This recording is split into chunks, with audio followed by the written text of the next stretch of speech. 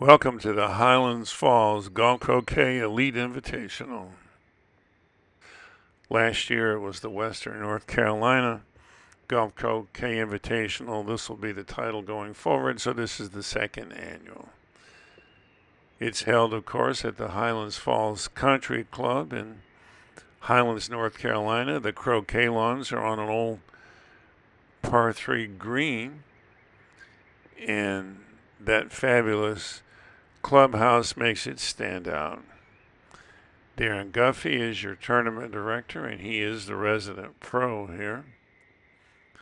Lynda Bjorkland is the tournament manager and is the Western North Carolina district president. Jim Potts is your tournament referee.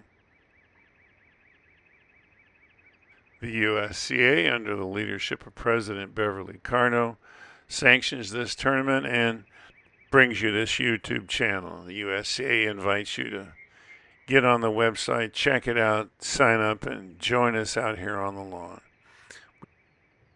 Special thanks to perennial channel sponsor Chris Barley and to Preston Stewart for supporting the editing.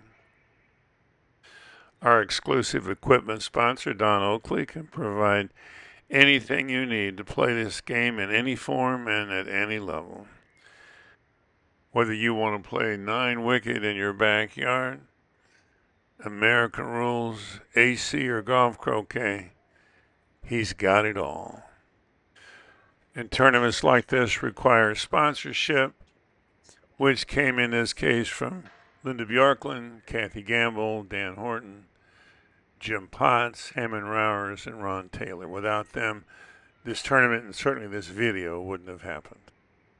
At this tournament, we captured commentary from the players separately and mashed it to the video later. Thanks to everybody who stepped up to the mic. I hope you enjoy it.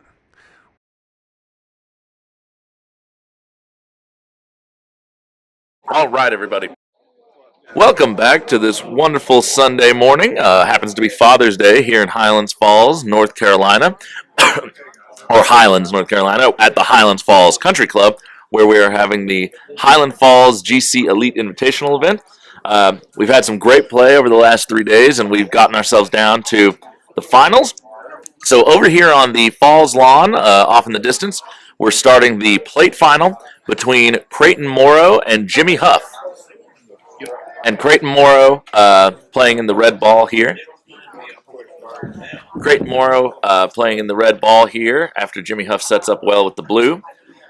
And we will switch over to the main knockout final here shortly. We're just waiting on Matthew Essick to arrive, and then the players will take the field shortly after that. But so Creighton playing a great red ball, blocking the Blues' view of the hoop. So Jimmy here will be looking to get black in good position, and then he can clear the red ball down the court, cutting it around the hoop. Ooh, dangerous. So he's run into his blue ball. I think he can easily still hit the red, especially on that left-hand side, but that could have potentially been a very bad stymie there. So be interesting to see what Creighton decides to do with this. He could take a shot at the black and the blue and try to spread them both around, or at least shoot the blue off the side boundary. Or he could just lag in another ball and try to get close to them and maybe stymie their already somewhat clustered swing. I'm joined here now in the booth by Jim Jameson. Hello, Jim. Hello, Tom. How are you today? Good, good, good. Happy Father's Day. Thank you. And, I wish my sons remembered that. Yes. And Creighton here opting just to lag yellow in a little deep, but directly behind the hoop. So all 4 balls in almost a great line behind the hoop here. The touch seems to already be there this morning. And Jimmy here with the first clearance of the day hits it well. So black didn't really bother him that much. He does not have a wire, but Creighton will now be staring down the barrel of a very long shot, almost a 20-yarder, to protect hoop 1. It's always interesting this time of the day, Tom, when you see the dew lines are still on the lawn. It's my favorite time to play because you start to see the character of the lawn, Right. different curves, so you can see even some of the lines from their warm-ups are not exactly straight the whole way through. And Matthew Essick is walking into the venue fashionably late. And Creighton hits an amazing clearance. Hits just the left edge, not the most powerful shot, but enough to take black out of good running position. So he'll now have to make a choice. Does he take the now less than ideal hoop shot, or does he just turn around and stop shot the yellow and try to get better control of the hoop? With red now on the back boundary, he's opted for the hoop shot. It's probably the best one he's going to get for a while. Yeah, Jimmy has a slightly annoying habit of putting his mallet down and standing back to look at the angle. Well, he told me that he now can no longer see. Oh, beautiful hoop shot. There he is. Yes. Afternoon, Matthew. You know, some of us have places to be, you know.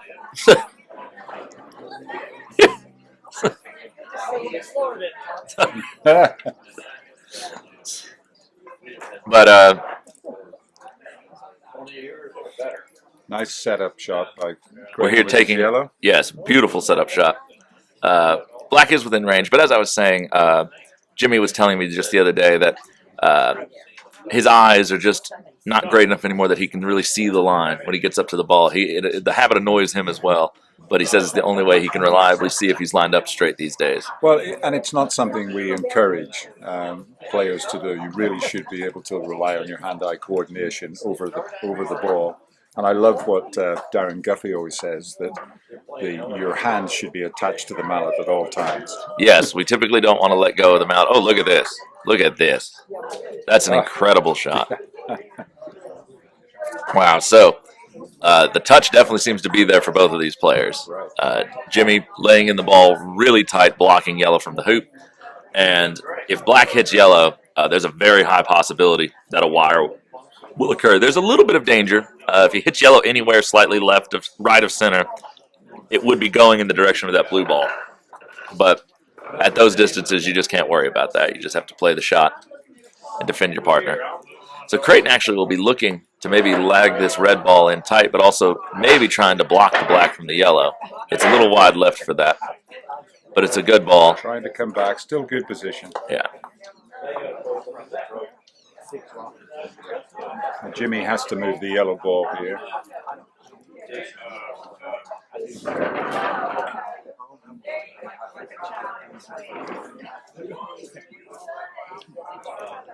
So big clearance again. He hit the last one well, but it was much shorter. Let's see what he gets here.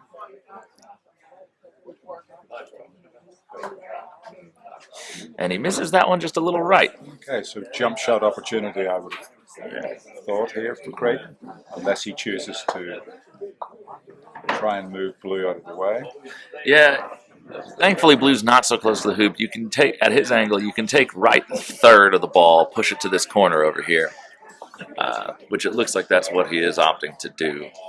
Matthew. He might just be thinking it's a little early for a jump shot.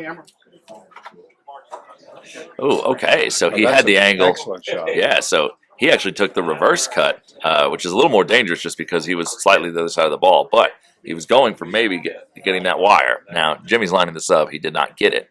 But it's now a lot more dicey of a shot with that hoop sort of in your line of sight. Right, and blue is lightly. Oh, he's hit it very slow. Okay. So, ooh. Oh, maybe it was wire. Maybe it was. Or maybe he could only see part of it. At the pace, you're like, now this is a great opportunity for this jump shot. So Creighton will be very happy if he gets this. And extra reason to do it, to leave blue in the wicket. Yes. Now, if you have the situation, if let's say yellow and red were both in position, you would ideally do this jump with yellow so that blue is the next ball to play and cannot get to 3. But yellow is obviously not in position. So, oh, well, not a horrible outcome. If red is runnable, yellow can now shoot at blue afterwards. But it does kind of look like red might be touching that right wire and might be slightly angled. I don't know if it runs the hoop. They're both taking a look at it. Jimmy may choose not to touch red and maybe try to advance his own ball. Yeah, if red doesn't run, even just putting black in position, which is I think what he's opted to do, is perfectly fine. Yep. Because if red can only get in the jaws now, I don't think he wanted to be quite that far away from the hoop if he's planning on jumping. But these courts have a little spring to them, so. Yeah, a little jabby there from Creighton. And as you can see, that ball just rolls out a bit. Would have liked to see a smoother swing there. His last couple have been much smoother, so maybe just a little nerves setting in from missing that jump shot. feeling like, oh, I should have won this hoop.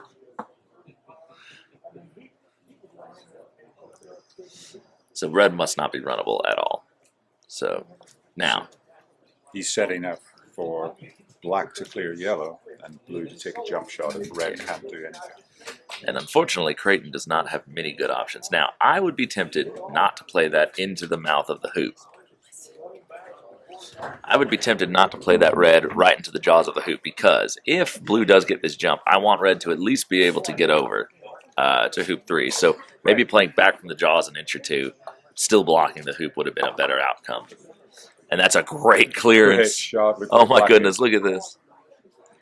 He overhits it ever so slightly, but that is an angled. I think he can get in the hoop from I there. think he can. So now yellow has an interesting double here, because hitting red is just as good as hitting blue. In fact, it might be better because it'll go through the hoop. Now, he would just like to hit blue and then pass with red, or just not score the hoop until black has to come back on sides. But at this point, you'll take what you can get here. It's a good-looking swing off the mallet. Right between them. Between the uprights. Wow. Not a lot of room in there, but he found it.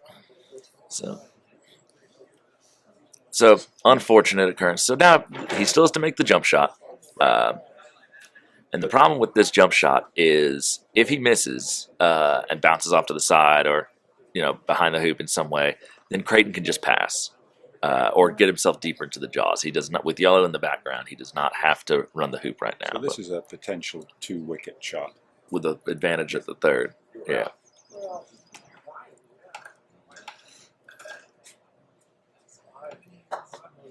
And he gets it. And red is now unable to get across to the next wicket. Right, at all. So the best red can do is just come through and maybe stymie blue from getting over, and just hoping that black's going to miss the next shot. But he's in fact instead opting to get ready for hoop 4. I guess black is quite good in his mind, or good enough. So. Hello, everybody. We're going to go ahead and get started.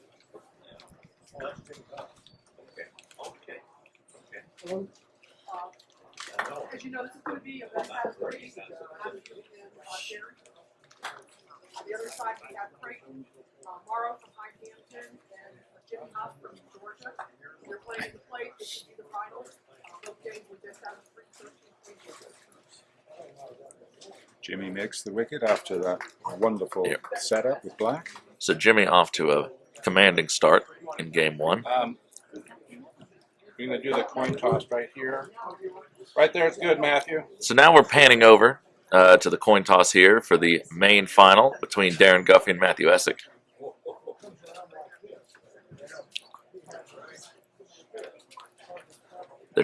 A hearty handshake, and they're going off to the corner to initiate their final battle. So this is Matthew Essick, number 2 in the world, against Darin Guffey, who presently is around 125, but rising through the ranks. Yes, so the rankings as they currently sit are pre-tournament, because none of the scores from this event so far have been inputted. So by now, approximately, Darin has had some really good wins, 3 wins this week against Edmund Fordyce, who is 11th ranked in the world coming into this tournament.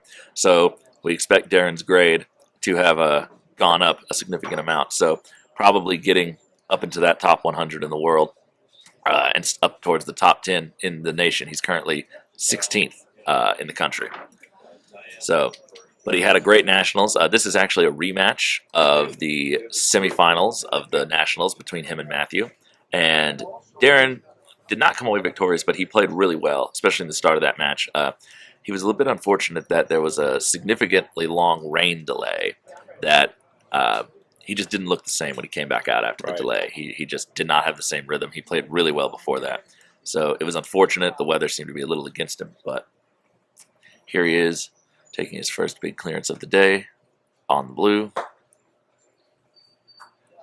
And hits it well. Hits it well. Nearly put him through. Yeah, hits it on the left stanchion. Now, red does go to a good position on the side boundary. Blue is north of the hoop, so hit that even on the correct side that he wanted.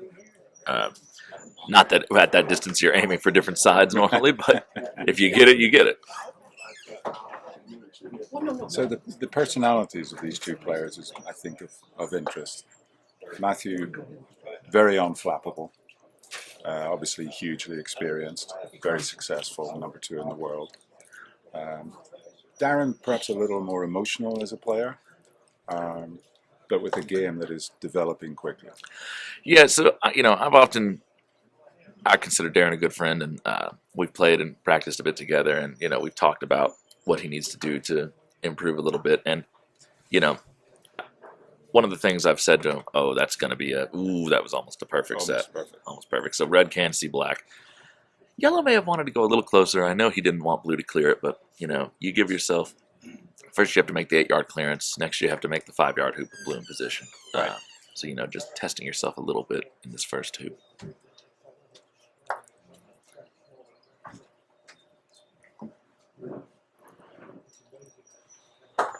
Good line. Beautiful shot. Right on the do line. And you see that nice.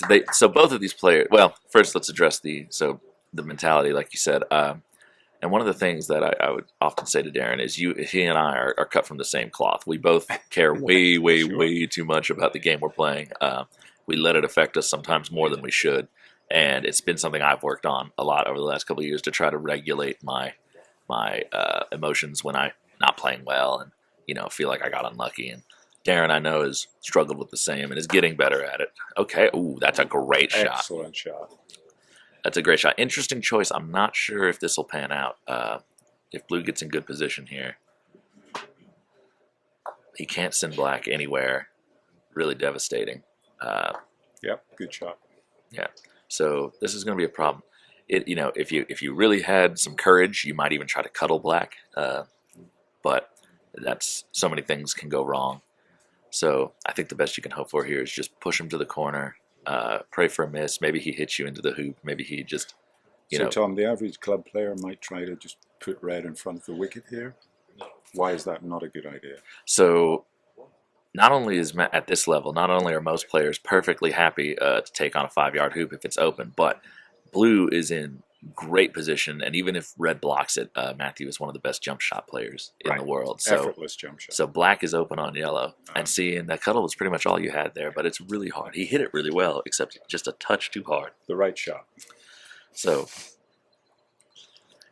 but yes, so we're going to see a big clearance on yellow here, and there's a good likelihood that there's some wire out of this if he hits it straight. Matthew lining up his Solomon grip, his power grip. And he does not like that. It leaves yellow open on blue, and it sends black about as far away as it can go. So if Darin hits a good clearance here, and he's already hit a cup 2 in a row, if Darin hits a good clearance, then all of a sudden this hoop is back in Darin's favor. Right. We expect blue to be on the south boundary, halfway back towards the corner. So, but yeah, Darin has gotten a lot better at regulating his emotions. We still see some volatility, but I think he realizes that it doesn't help him, especially in those tense moments, and that he's working to recover from it. It's okay to express frustration. I'm very expressive and verbal, but there's a difference between letting it spiral out of control and just getting it out of your system and then moving on with business. Oh. A narrow miss. It was a good swing. Yeah. He definitely liked it as it was going down, and that would have been the correct side of the ball to hit. Go to the back line and push it to the side. So just to finish your point, a number of us are very close to Darin up here. He has a good support group, and he's very well liked up on the plateau. He's becoming a better and better coach as well as player. Oh, that's a beautiful shot. Oh, is the dew going to slow it up in time, or is it going to go in the hoop? So this is a great moment for Darin to show some calm emotions and good nerves playing the second best player in the world. So looking for that wire here. Blue is almost directly behind the hoop. Darin wants it to get up a little bit. And I think... Looks good. Maybe. I don't know if it can see it to the right. Darin doesn't look terribly happy with it, but... whether it's wired or not, we'll see if Matthew decides to shoot it with black. If he decides to take a shot at it, no, he's not. It looks like trying he's just... to nudge it? I think blue is completely open on red. Oh, yes. Okay. I think he's just lagging in. Don't block your own clearance. He did not. Perfect. So, in a situation like this, knowing how Matthew's going to hit this, I would be tempted to shoot at black here because it looks like there might be a slight double. and just take black out of position and say, all right, if you want the hoop, you're going to have to work for it. If I miss, I'm going to end up having to hit a clearance from across the court anyway, and Darin has opted for that. Ooh, left stanchion. Yeah, I had the true double. Man, I made hoop 10, and Matthew swore. He's like, I looked at it, it wasn't open. The court curled like around the yellow, even though it was like a yard in front of the hoop. I was like, it looked open for hours. It was not. And of course, if you were really trying to clear black and you actually accidentally went through the wicket, you should never admit that. Yes. Oh, beautiful Center clear. ball. Beautiful clear. Great control of the blue ball. Yeah, these Invictus balls that we're using have really good back ball control. If you hit the ball anywhere near the middle, there's a great energy transference. It steals all the energy from the back ball, and you can get some pretty amazing stop shots out of them. Yeah, I think those of us who have used them would now thoroughly recommend them. So they're from Australia. They're the most expensive ball, but clearly the best ball. Yeah, Robert Fletcher has made a quality product. I used them the other day just in practice to run some breaks in association as well, and they were definitely different than the Dawsons. That's an amazing shot. Nearly made the wicket. Really did. Great shot. Use them to run a break in AC, which is obviously, you want the balls. You're putting them through a little different pace, and I thought that they were really good for that too, this play. So Matthew played an interesting shot there. Yeah, so because red is behind the hoop, and it's very easy to get a wire, Matthew is playing to rush the black ball up into position where red cannot see it. The reason he did that instead of just setting up wired is he did not want it to be close enough to yellow for yellow to take a shot at it. Right, it's a very clever shot. Yeah. Now, there's some risks with this. He's going to have to cut it slightly. He didn't put it exactly in the line he wanted. So if your cut doesn't work right, then red will have an open shot. Yellow lags into decent position. And yellow wanting to make sure that he does not put it in any place where Matthew could use the yellow also to hide the ball from red. Oh, it looks perfect. He cuts it well. Darin here. Just a little far. Darin here with his Solomon. He's doing a jump. So this is going to be a jump over the hoop. I think this one is hittable just with the distance both balls are from the hoop. It's difficult, but if he can land right on the top of this. Oh, and he bounced over it. So a little too steep and just a little too... He needed a little more power. Right. That ball probably landed a foot in front of the black ball and then bounced over it. I think most mere mortals would have tried to put the red ball in the wicket there rather than try that shot. Right. And there's just so many risks that come with that. Yeah. Makes that without touching the sides. 2-0. So now there's something to be said. I almost prefer making hoop 1 and my opponent making hoop 2. Not that I'll ever give them hoop 2, but because hoop 2 does not matter. I almost prefer them making it because I get to be the first ball to hoop 3. Now, if I'm playing Matthew and I know how good of a clear he is and he's likely to maybe hit me anyway, I would like to have that 2-hoop lead and just rely on my hitting to defend the hoop and have an equal battle. Yeah, you take any hoop you can get against Matthew. But if I'm playing an opponent who is maybe not playing as strongly, who is setting well but maybe isn't the best clearer, I really don't want to have to be the one making the long clearances at hoop 3 and then giving them control of 3 and 4 if I miss. And, I'm much more comfortable in a 1-1 position where I'm making hoop 3 and 4 first. Those games I find are the ones where you end up 3-1 up going into hoop 5 versus 2-2. Very nice ball. Good shot. So potential for yellow to cuddle blue here if Matthew doesn't clear. Yeah. I think yellow, unless blue's in its backswing, I think we'll see yellow take the hoop. Blue may be in its backswing. Yeah. And the unfortunate part for red's position is there's several spots on the boundary now where yellow may struggle to see all of blue because he's going to be clearing it in that direction. Oh, narrow miss. So the first miss of the day from Matthew. And, me and Matthew discussed it a little bit the other day when we were doing commentary after our semifinals match. I was asking him just about his consistency. The thing that makes him one of the best players in the world, definitely the best player in this country, is he's just consistently good almost all the time. He has a very high floor. Right. Exactly. There are other players, like I would say maybe you could get a player like Blake Fields or you know, something like that, that I might say have a higher ceiling when they're on, where there's, you know, when they're just on their game, there's very little you can do, even Matthew, to stop them. But the problem is that players like myself, players like Blake, you know, those players who are more up and down, we'll go through short periods where we are like that. And then, like my match the other day with Matthew, the last 2 games, I just wasn't quite that good, but he stayed about the same. Right. And so he'll beat you in the marathon, Right. no matter what. He Often that's down to moments in a game, and just observing and talking to you yesterday after that game with Matthew, there was a moment in the second game where you missed a hoop 5. hoop 5, Yeah, that was and rough. you would have expected to make, Yeah. but not making it. I don't know whether you really recall, but Matthew then won hoop 5 and set up a situation to win 6 and 7 as well. Yeah, I found myself in a really deep 5-2 hole after not a very long amount of play, and you know, having previously been right in front of had a free go at hoop 5, I could have been 3-2 up, and then potentially 4-2 up, or at least 3-3. It just changed the whole. Oh, he's lucky he didn't put it through, but unfortunately, blue will be all over the red ball. Yep. Not a whole lot that Darin can do about that. He did the clearance he had to do, but just did not catch full ball like he wanted. So he's going to be staring down the barrel of a long clearance here after Matthew hits this. Dead Beautifully straight. hit. And again, just that back ball control. Almost could have gotten a block there with the stop shot, but not quite the way he was looking at it. So Darin may be forced to take on an extremely long wicket shot here. Yeah, with yellow's position, there's just no real point in hitting the black ball.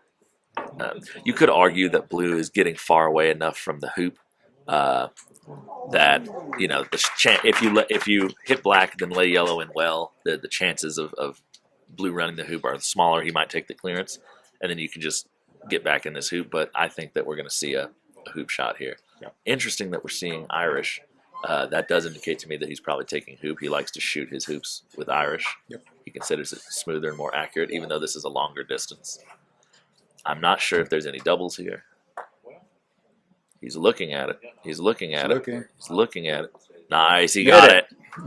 Wonderful shot.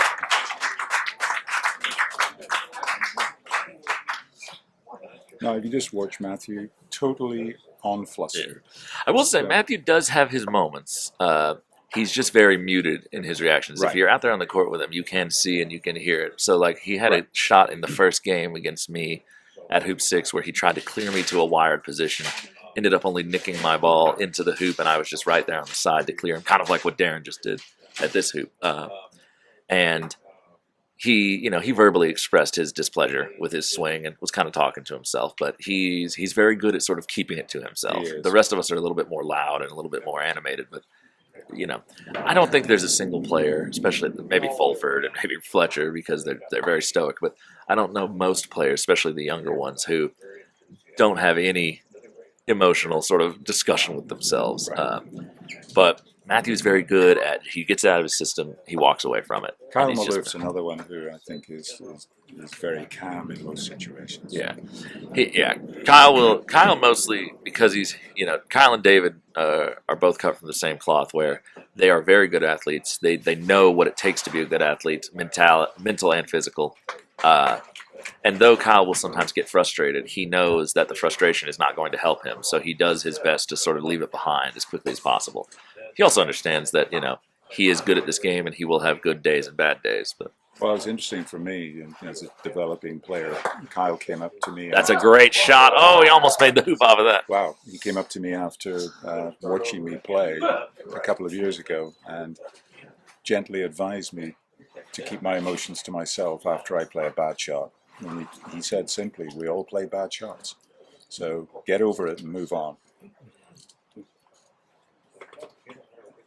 So Matthew here with a big clearance. Darin has just hit 2 really great shots in a row. He's expecting to run this hoop.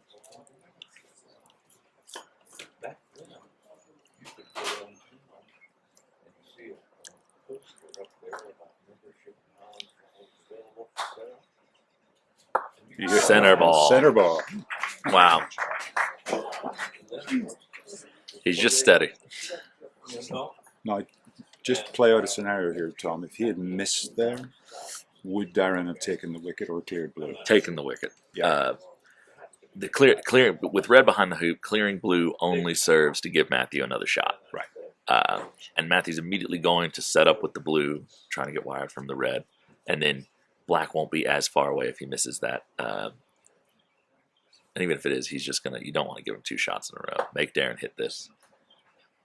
He didn't like it halfway to the ball, so he knew it was a miss. So Matthew here with a good chance to win hoop 5.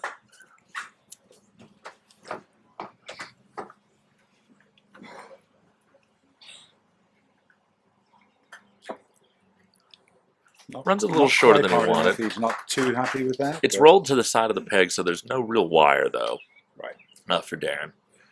So when you're making hoop 5, one of the dangerous things is you want to run it with control and pace. If you run it too hard, then you end up well north of the hoop because, unlike the corner hoops, this one is 10 yards from the boundary. Right. And then if you run it too short, the peg ends up being in your line of sight potentially, and it's pretty easy for the opponent to get some sort of a wire on the peg. The claps that you heard in front of us just now is because Jimmy Huff has won the first game of the plate final 7-2 over Creighton Morrow. So really dominant performance from Mr. Huff.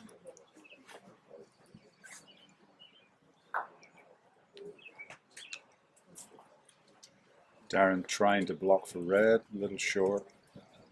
Yeah, not thrilled with that. You Right, can see. Matthew now has the opportunity to clear red to the north boundary.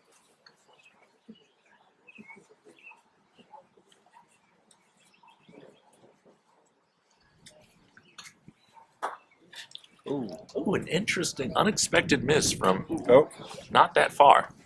And it's down on the putting green. and the ball is gone for a birdie down in the putting green. They need to cut this grass lower. So it acts like a ramp. So Darin will be thinking he's gotten away with one here. That was only about maybe a 8-yard miss. Yeah. 9-yard from Matthew. Beautiful hoop. Any time Matthew misses is encouraging for the rest of us mortals. That it happens to the very best. Sometimes it's just a little bit of lack of focus on a particular shot.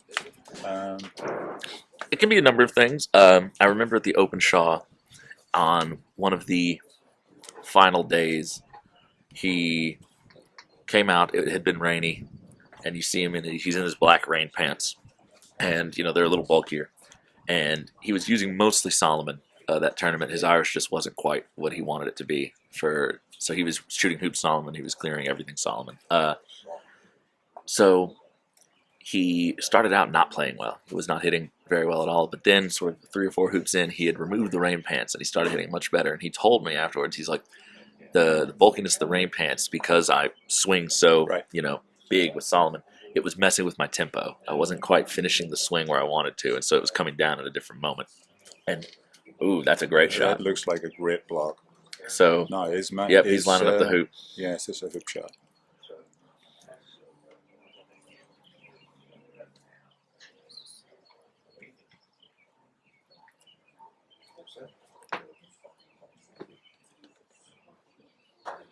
Looks good. Oh, what a shot. What a shot. So spin is your friend. So Yep. that hoop was scored not off of the momentum of the ball. As you can see, he did not hit it that hard. But he hit it smoothly and with enough power that when it hit the hoop, it still had some residual spin left over that pulled it through the So uprights. when you say that, Tom, talk a little bit about topspin. So a lot of people have a lot of misconceptions about spin.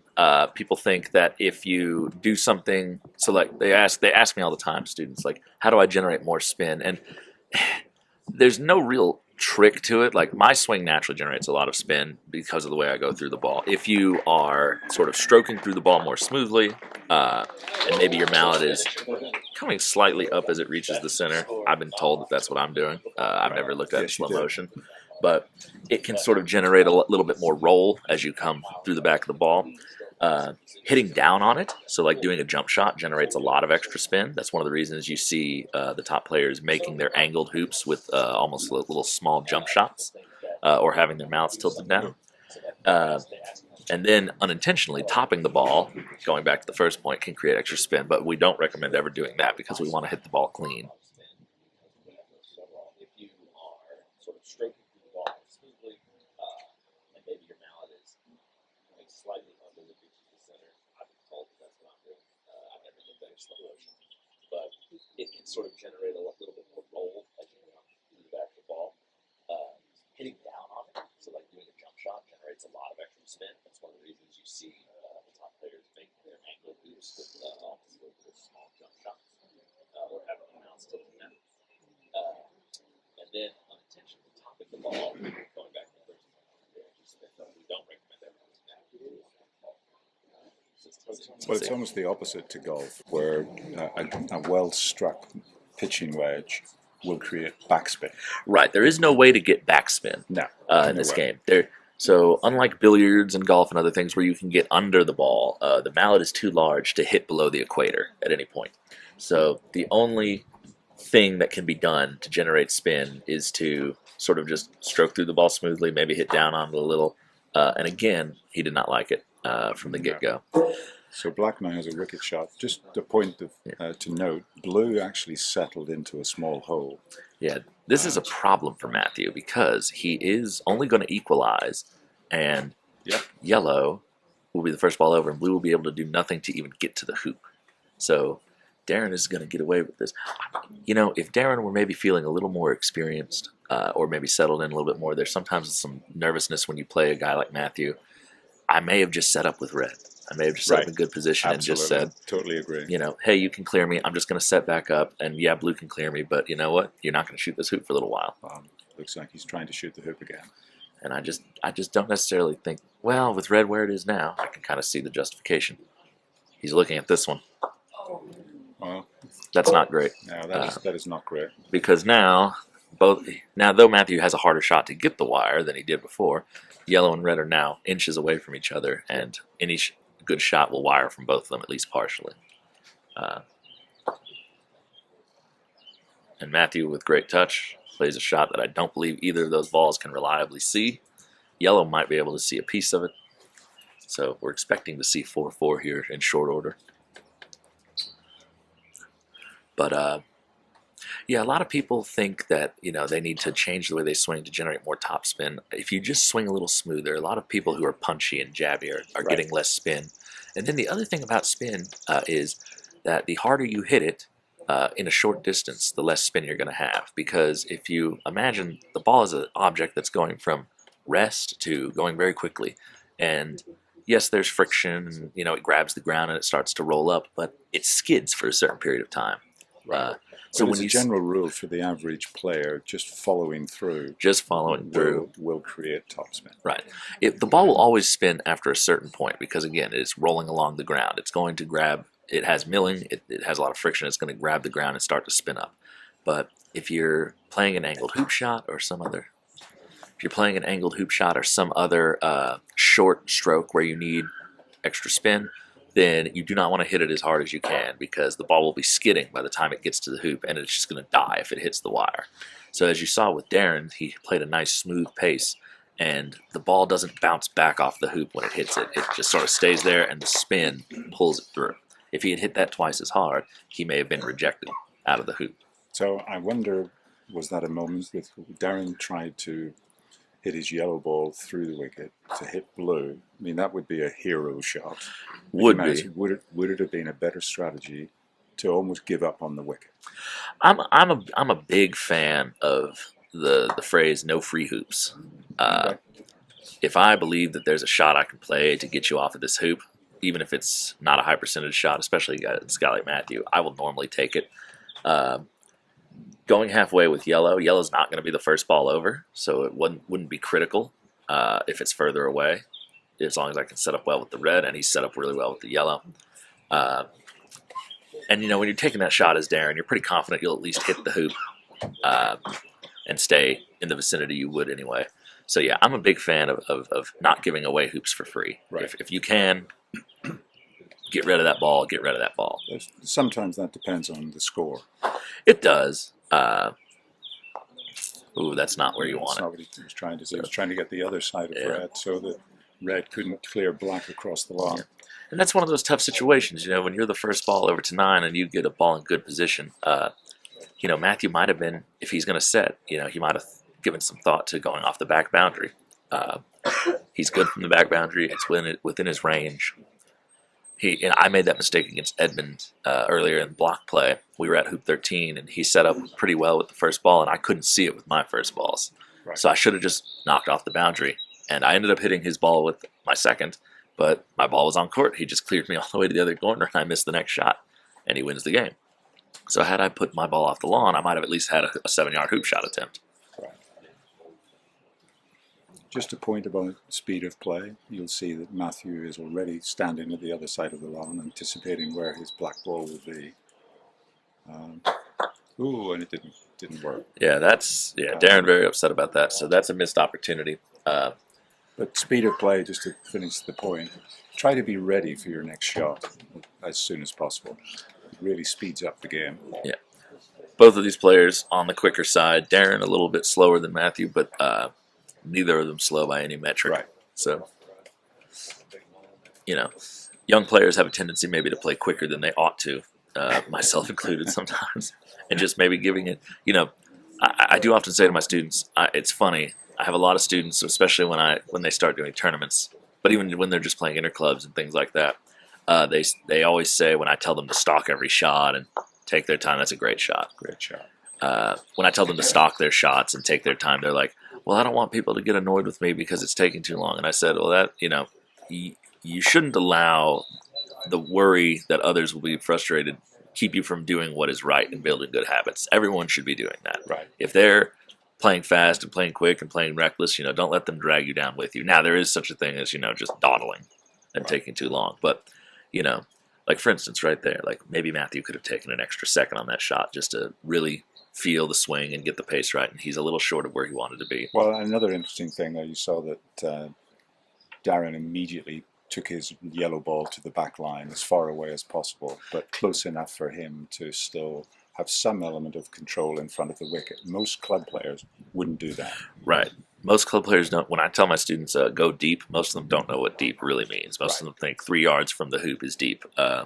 Deep is a yard or two off the boundary at best, and it can be on the boundary. This is the only defensive place in front of the hoop where you cannot be moved. So yellow is immovable right now until it just plays back into the court. Right. So the only thing that can be done is you can block it. And black is at an angle where I believe a block is possible, but you still have to play the good shot. And red coming in a little long, but in front of the hoop. But okay. So again, we're going to see what Matthew has. I can't tell if he's trying to maybe promote blue to a blocking spot or just get black in a position to do so. Yeah, he's going for tight to block yellow. He wants to block yellow out entirely. Well, he knows that Darin also has a very good jump shot from the back line. My question is, A, did he get it? And B, if he did get it, is it on the hoop or blue or both? Because they all look to be in a fairly straight line. I think Darin has a hoop shot here. He's lining up his Irish. Yeah. He has a hoop shot. These are the ones you really don't want to give your opponent. They always seem to make these. Right. Yes. And I think a lot of it's due to the fact that when you feel backed into a corner and you only have one option, you typically swing better. Because all of the doubt and the anxiety about making the hoop has... Ooh, that was a mishit. Yeah, that was. He didn't like that off his mouth.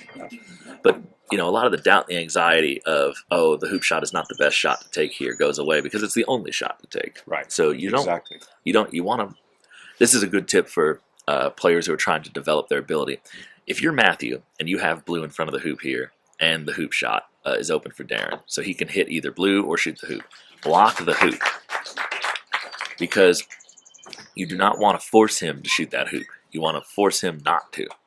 Because if your opponents aren't getting hoop shots, they're not scoring. Right.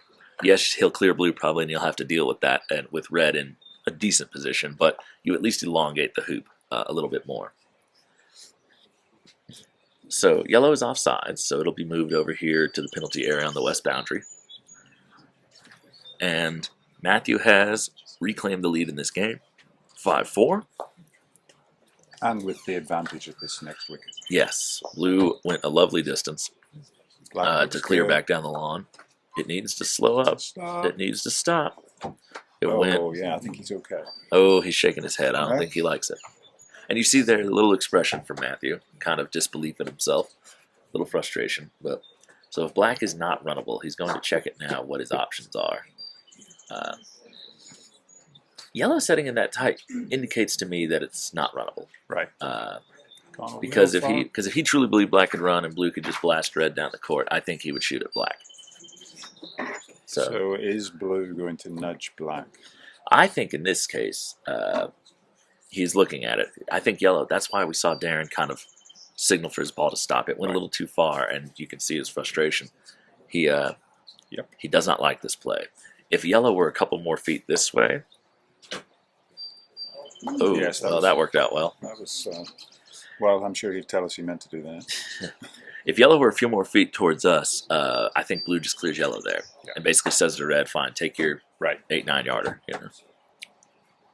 And this is a jump shot, so back against the wall here a little bit. Is this a double, or is he going to do this? He'd have to land it right before the black. It's a tough. It's a tough spot. Yeah, it had the height. Plenty of height. It had the height. It had the bright bounce. It just was a little off. I can't tell. I think that missed left of the hoop based on where it went out.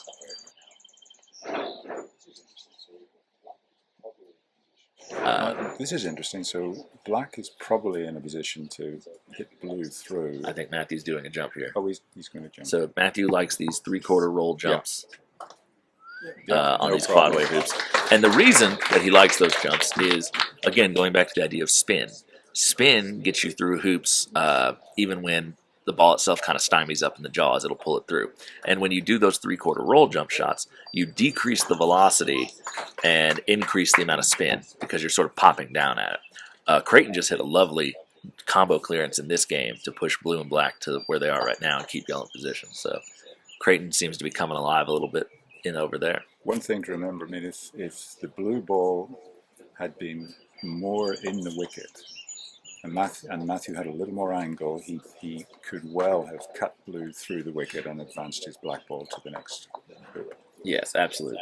So I don't like Darin's play here. I think he went way too deep. I think you're 6-4 down. Yeah. And I know black's not that far away, but I think you need to set up well, and then I think you need to back yourself to hit blue with yellow, and basically force Matthew to make a court-long clearance. And if you hit blue well enough, you end up somewhere down hoop 12. That's fine. It'll keep him alive. And now, because red's so deep, blue probably won't even... no, blue's maybe taking a shot at it. Yeah, he is. This is Solomon. Yeah. So Matthew just saying, you're not going to get any hoop shot from me. Definitely not a 6-yarder. Or if it is, it's a 10-yarder. Yeah. Just a little to the right. So now this will be a moment where Darin was probably wishing that he had hit black more in the center and kept yellow around, because he could have then afford to come up closer to the hoop and then do another clearance on black. Now he's going to be forced to take on this 5 or 6 yarder. Right. So just to reinforce that, closer to the hoop, more chance to run down to wicket 12. Right. And at this point, you need... He can't afford to go for another point, so he needs to run this 11 with enough control that he's going to be able to defend 12 reliably. For those of you who are trying to develop your golf croquet skills, there's a little phrase I tell my students. It's, do not play to the hoop, play through the hoop. A lot of people in these situations... so he hit the middle of the right wire there, but spin carried him through. Fortunate to get through it. Yeah, so that honestly should not have probably ran if these hoops were a little bit firmer. And I think he would have preferred if it had jaws, maybe black would have had to extract it, but at the very least he wouldn't set. So now, unfortunately, that peg is now in play. Matthew with a chance to lag black into position here where red cannot see it. The hoop may also be a factor in red's backswing. So yellow's probably going to have to hit this black ball from down deep. Right. So all it's very much in the favor of Matthew at wicket 12. Yeah.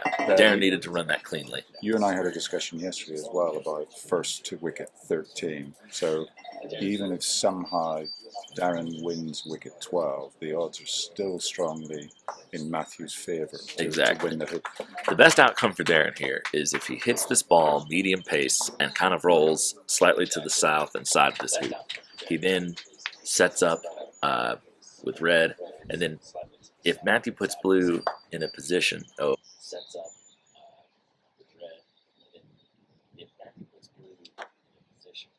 he doesn't like it. It was wide miss. He pushed on that one. Okay. He pushed on that one. Yep. But But as I was saying, if Matthew put blue anywhere in front of hoop 12, Darin would be looking for a clearance to flick off of him up to 13. That would have been the best case scenario for Darin. Now the best case scenario is if he can see the hoop, he needs to shoot it. I think it's unlikely that he can see the hoop with I the think it's pretty combination of blind. the post and the two balls. He was crouching He's looking, before. yeah. Even if he can only see black, it at least keeps him alive. He's got to hit something. There's no way to really jump over the peg reliably from here. This court's not firm enough, so we won't see that. We won't see a Ben Rothman. No, yeah. So.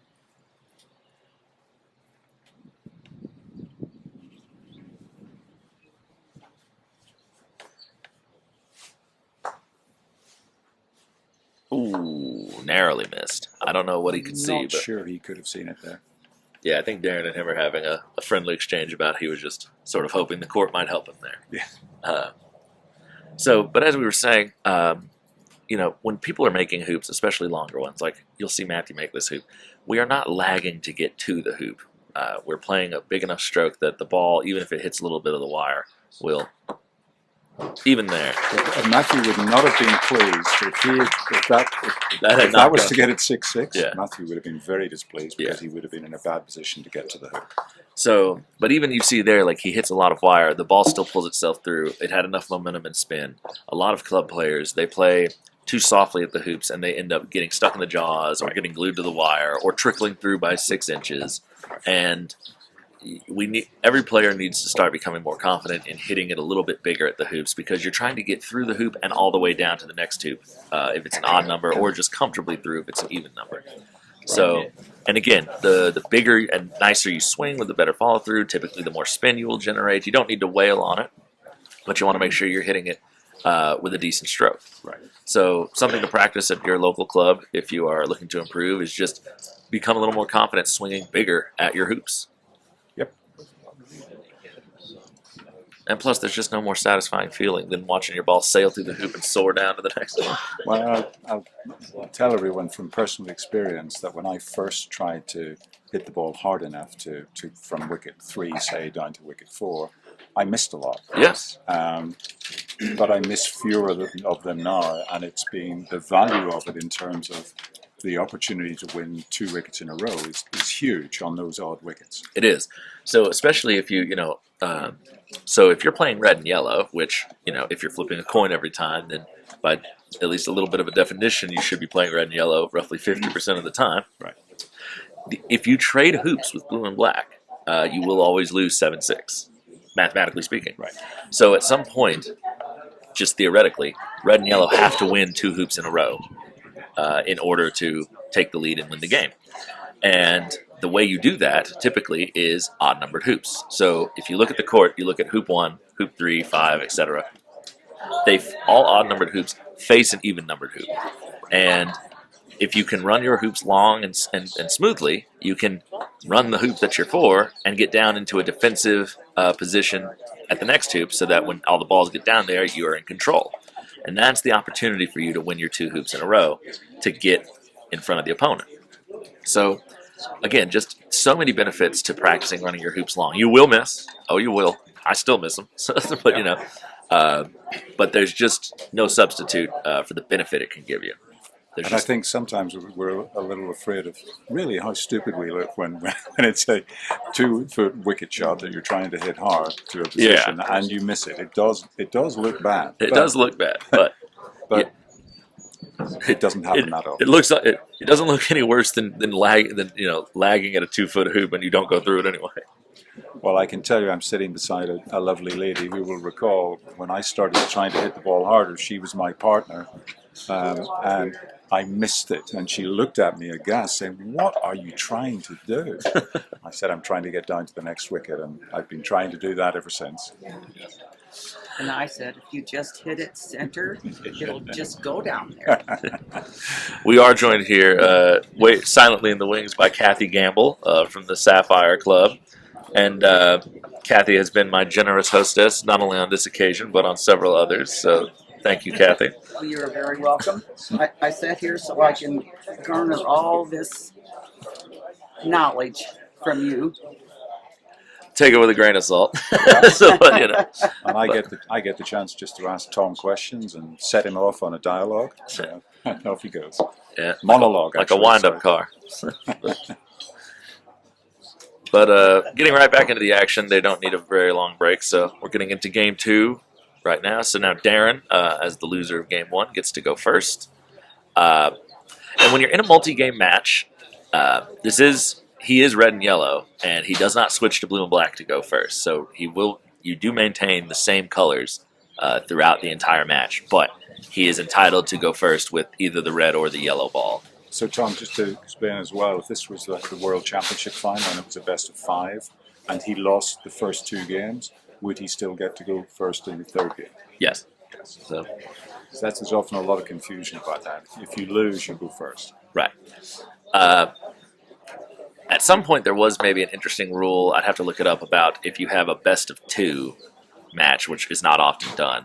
There was some rule about the coin flip. But in a typical best of 3 or a best of 5, it's just considered the loser goes first. Right. The next game. You can think about it typically. So, like, black scored the last hoop. So, black scored the last hoop of the game. So, a lot of people like to just go first with yellow here and almost continue the sequence, but it's not required. You can play either ball. So, Darin doing the right thing here to protect the spectators. Yep. So Matthew's going to hit this hard. Center ball. Center ball. It's actually too perfect. Yeah. Yes, So, it is too perfect. If And why we is can it too pan the perfect? camera down to see that the red ball has gone out of bounds and the black ball hit it so well in the center that it followed it but lost all of its momentum and did not get out of bounds. Now, if yellow sets up well, red has a very short, maybe 3-yard clearance at most, to send black all the way across the boundary and with potential furniture in the way if he cuts it a little to the left. Right. So Matthew there definitely, obviously at that distance, you don't expect to hit it so perfectly in the middle that your ball doesn't go out of bounds, but he would have been hoping that his ball deflected off and went off the boundary. That's a great ball with yellow. Beautiful setup. So that's exactly what Darin wants. So Matthew really kind of needs to hit this. Yep. And some people might say, well, shouldn't he just try to set up in between yellow and the hoop or get in yellow's way? Much more unlikely. It's so much easier to clear a ball at any given distance than to block it by multiple factors. In fact, I think the top pros, including Matthew, have done some experimentation where they've proven that at any given distance above maybe 7 yards, it is, and he's done it again. it is up to 10 times easier to hit a clearance than it is to get a block, especially if you're approaching from a perpendicular or wide angle. So I think that's a really important point you just made. So from long distances, easier to hit the ball than Always. to block. Yep. Right. And a lot of people, it's counterintuitive. They think, well, I don't swing well enough. I'm not going to hit that ball. And I tell them, I'm like, you're probably not going to get the block either. Right. But at the very least, people like to give themselves a sort of mental out. They say, well, if I go for the block and I don't get it, at least I'm set up. Right. But as we've already established, being set up with your opponent still in position open on the hoop does nothing for you. You're going to get obliterated, and the opponent's going to win the hoop. So you might as well go for broke. Beautiful shot from Darin. So We're seeing some this is disappointment. interesting because Darin didn't take his red ball fully on it. Yeah. Matthew is now going to actually try and get in front of it, I think. No, he's going to try to cut this. He's being super aggressive. So he's going to try to clip the right fourth of this and push it sideways. This is really aggressive. But it's Matthew, so. Okay, he didn't really cut it that far.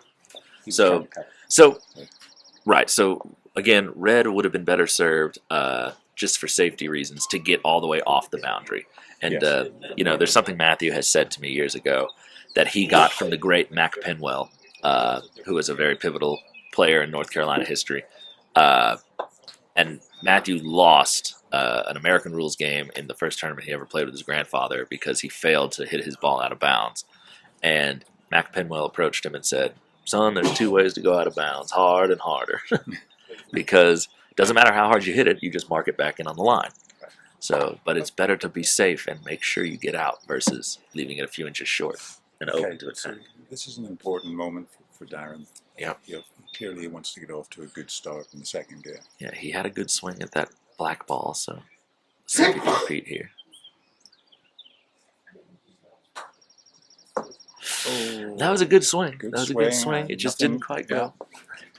So now, unfortunately, because of the spin, he ends up, even though he hits the middle of the hoop, it bounces off and spins behind it. So thankfully, yellow's not that far away, but Matthew will be looking to wire from red here, force yellow to clear, and then he'll set up another wired with blue. Oh, hit it a little hard. Yeah, that's sailing. He doesn't like that. Yeah, he doesn't like that at all. Now, if he wants to, blue can still hit red, I believe. So I think Darin still has to clear the black. Yep. But, Matthew's just, any frustration you see from Matthew is just he expects a little more control of distance than that. That was not what he was aiming for. So, interesting here. So maybe blue can't fully see red past the black ball. Maybe it's a little too dangerous. Or he's trying to block it the block. rest of the way. Yeah. Yeah, Matty says good shot, so he got it. So is the Matthew hoop open? forced to go for the hoop. No, I guess the hoop hoop's is not open either. So, but again, this is just not a great place for Darin to be because where do you send black? Right. You can cut it extremely and try to push it back that way. Blue might be in the way of He that, though. may try to hit both balls here.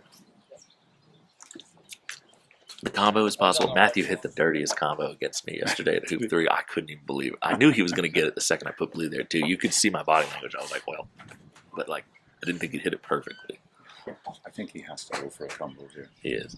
The problem is he's going over these old hoop holes, and his Solomon grip has a tendency to jump because he hits down on it. Oh, that's not what he That wanted. was not what he wanted. Not sure what the... He hit that on the wrong side. Yeah, totally on the wrong side. So I'm not sure what he was trying to do there. I can't imagine at that distance he would almost miss the wrong side of the ball. What I was going to say, though, was that we've seen his Solomon grip when he hits it hard jump a little bit. And when you're playing those combos, you need your ball to stay on the ground because it can skim over the top of it. I think this is going to be a jump shot. Yeah, I think so.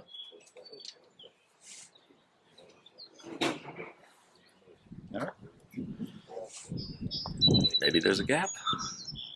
Maybe he can see blue. I don't know what he's thinking. Oh, There was a gap. There was a gap. Oh, okay. He went between them. He just caught the edge of blue. I think he thought he might be able to slip in the hoop there. Now, the good news about this is he's gotten down towards hoop 2 if he's not able to defend this. The problem is blue will wire from yellow, and then if red moves black or does anything else, black has the option, if yellow and blue can't see each other, just not to score and force yellow to come back a bit. So what does Darin do? I'd shoot the hoop. Yeah, I don't think he's any choice. This is kind of like my hoop 3 against Matthew in game 2. It's like there's nowhere else to go. Right. One of the great lessons David Malouf taught me when I was apprenticing with him, when I was anguishing about, because like a shot like this, I'm like, surely this isn't the right idea. And he would just tell me, think about it. Where else can you go? Right. It's the only idea. Okay, so that shows you how wrong we are. So that indicates that yellow and blue can see each other. Matthew's looking at it. I don't know if it's fully open. You can see that. I don't think yellow can see all. You can see it there. Yeah, he can see it. He's saying he can see it. Half ball. Yeah, half ball. Yeah, half ball. Okay. So one of the benefits of being so close to the action is sometimes the players can hear us, though we try to keep our voices down, and we can get feedback from the players. So Matthew is going to hit red with, I think he's taking a slight risk on yellow hitting blue. He wanted to get his black ball down. He didn't want towards that, wicket yeah. He hit it too perfectly. Yeah. He's just too perfect. Yeah, he's too damn good. But whenever something super unlucky happens to me, one of my favorite sort of jokes to say is, why does this game hate me just because I'm perfect? Darin seems very relaxed. He just cracked a little joke with Matthew. They're good friends. They enjoy playing each other. Darin knows that, this is an uphill battle for him, but he's ready for the challenge. Missed it by a hair. He thought he had a good chance at it. So Matthew, again, will be taking the early game advantage, and if he can hit this hoop cleanly, blue should be able to run most of the way down. This Irish swing of Matthew's for these hoops is sort of what has given him the supremacy. Fabulous. Yeah, supremacy that we've seen over the last 3 or so years, because his Solomon is mostly just hard. Like he's got to whack at it. But the Irish has given him so much hoop control and the ability to position so well that it's a devastating combination when they're both working right. And right now they're both working right. So, Tom, a quick observation on the weather. The It's weather here It's in getting a North little Carolina dicey looking. is a little chilly. There's a chance of a shower, Yeah. but I don't know. I think, Tom, you may agree with my next statement. Having played in the Nationals a month ago down at West Palm, give Ooh, that was a give me hoop this shot. weather anytime. Anytime. To 96 degrees My and goodness. 100% humidity. Should be illegal to have a tournament in West Palm that time of year. Yes. So that was I don't think any of us. I think the Geneva Convention enjoyed the has weather. some. Right. We always enjoyed West Palm, but we did not We did, enjoy the yeah. weather. Yeah, there's just comes a certain point in the summer where it's just not fit for man nor beast.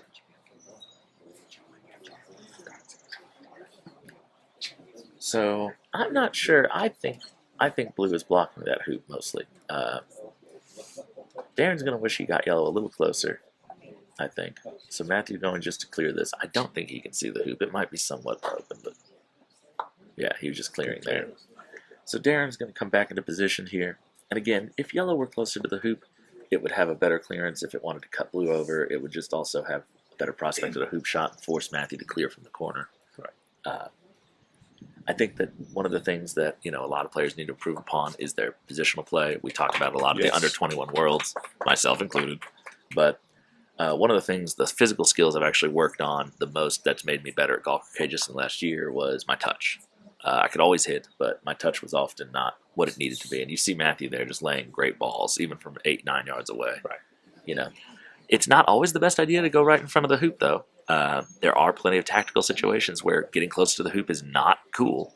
But in Darin's case with the yellow ball, I think he needed to be a lot closer than he is to put pressure on this hoop and not allow Matthew to do what he just did. Yeah, I always tell our newer players at Trillium. He tried to distance hide.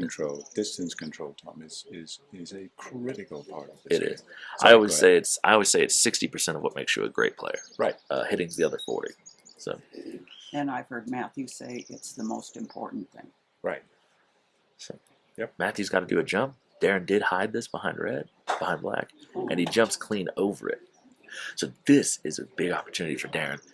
So in an ideal world, he is going to push the black ball just this side of that little white peg behind the hoop where that gentleman is sitting on the bench. Red. And that angle will also, if he hits it at the right pace, send him over near hoop 3. Now, That's exactly what he's trying. if you hit this wrong, though, Matthew will have a much shorter clearance. He's hit it. He's overhit it, I think. Overhit it. He overcut good it. try. But those are the types of shots that when you're playing with people of a certain caliber, you just got to go for them sometimes. Right. You gotta create an advantage. And again, red and yellow, because they didn't score hoop 1, need to make 2 hoops in a row. Beautiful. That's an amazing shot. Beautiful shot. It's amazing the soft pace he gets on those, and yet still so The accurate. accuracy. Even my sort of soft medium shots are typically not that soft, but because I really start to lose smoothness taking that much off. I lose direction when I'm hitting softer, and it was funny in my quarterfinal with Edmund yesterday after the game. I wish he'd told me during the game, but after the game, he said to me that follow through is really important on those shorter shots. Yep. Got it. Great shot. So just everybody remember, don't stab at those shorter shots. No, Make don't sure do you it. follow through. The reason that it can be so much harder to hit those soft ones smoothly is because when the mallet's not moving as much, you're not feeling the pendulum Right. as much, and you're putting more tension in your hands, and that's why people have a tendency to get so pushy. So even if the mallet is not moving very big or very fast, it's super important just to utilize the weight as much as possible and just stay smooth through it. Right. Sharif is a little bit of an outlier on that. He still tends to stab his setting up shots. He does. Bunting, as we were referring to it the other day. And so, not something to emulate. Sharif obviously has been doing it his whole life. He does it well, but it's definitely not something that I would encourage a student to do. Well, and very interesting, we all played with a 12-year-old phenomenon over the last 2 or 3 days, Simon. And Simon is amazing. We were all scared to be the first person he beat in his career. Unfortunately for all of us, Matthew Essick was the first who lost him. Yeah, But Simon's on the list Simon now. has been emulating Sharif a little bit. He tends to stab those setup shots. So it'll be interesting to see as he develops, Don, Well, we What had changes several conversations with him, me and Darin, about like stop doing that. We told him in no uncertain terms, you got to stop stabbing at those. And Darin did work with him a bit and got him yesterday following through a little bit more, and it was a lot better. I personally told Simon I think he needs to just stop using Irish grip for his setup shots, but yeah, he will continue for now. And but if he's going to do that, he needs to hit it smoothly. By the way, we did say 12 years old. Yes, amazing clearance from Matthew there. Not only to get red all across the court, but also to get himself almost just to the halfway line, right in line with the two hoops. So the only danger of this is if Darin hits, then it's going to be quite easy for yellow to set up wired, and red will only be in that corner area for another 7-yard clearance. But Darin has to hit the big shot before we get to that point. So sometimes you just got to put your opponent really far away and just bank on a miss. By the way, I can say as one of the older guys, we're very blessed with our young professionals. He's looking at it. So our young professionals are all fine young men. They do credit to themselves and the game. Just a quick example. 5 of them went out for dinner last night, and they took young Simon, the 12-year-old, out with them. Yes. So, Yes, we had a good time. So Matthew here with a 2-yard, slightly angled hoop 3, but blue's already halfway down. And you see that beautiful pace on that Irish hoop swing. beautiful shot. And it just slides past the blue and takes about a 6-yard position behind hoop 4. So yellow's just going to come in tight here. But now where red is, blue will try to get in tighter. Yeah. You probably want that ball a little closer to the hoop. The closer it gets to black, the more Matthew's going to feel comfortable trying to cut it. He looks like he might be trying to hit black here. You are correct. Oh, that's a beautiful shot. What a shot. That's a What beautiful a shot. So this forces Darin's hand. Yeah.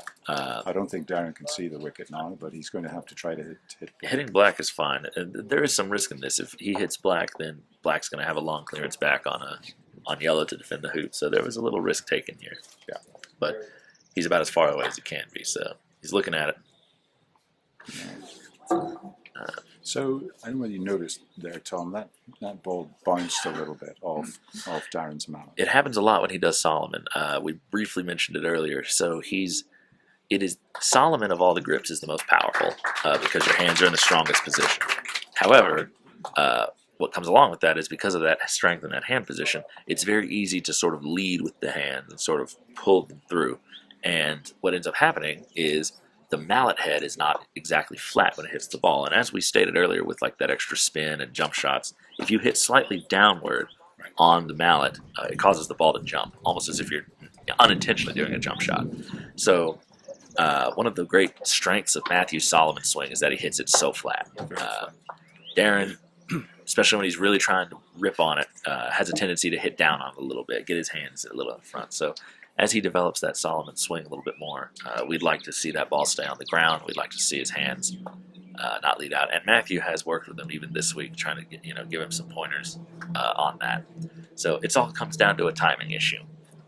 Well, I marvel continually at Matthew's ability to hit smooth, hard, clearing shots. I don't think anybody hits them more smoothly than he does. Yeah, Matthew definitely trades a certain amount of power that he could get for precision. Matthew does not hit it with a Solomon nearly as hard as he could. That's a great shot, by the way. I don't know if yellow can see the black now. Just a little. So now yellow is probably best served if he can't see the black. He can see it. But if he couldn't, he should be trying to lag in a block, as how difficult as that is, right, on blue on red. That's a great shot. Oh, he can see all of it. You can see all of it. So now this forces Matthew to hit red, and he's going to do this Irish because he wants his ball to stay around. And again, just watch how smooth.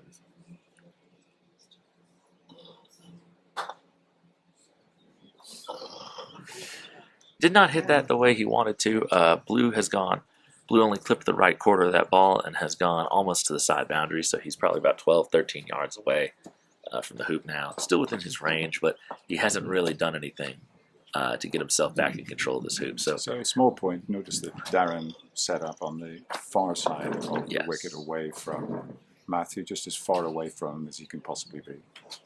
And Matthew not taking the shorter clearance because he wants a ball in front. there comes a certain point where even if you are further away with your second ball, you can keep clearing and clearing and clearing, but if you're never getting in front of the hoop, you're never going to win. You're just delaying the inevitable. So there comes a certain point where he's got to get a ball in front, force Darin. Oh, but that's a really good shot. He got it. He got it. Now, he was trying to do that. Believe it or not, he had that in his mind as a possibility.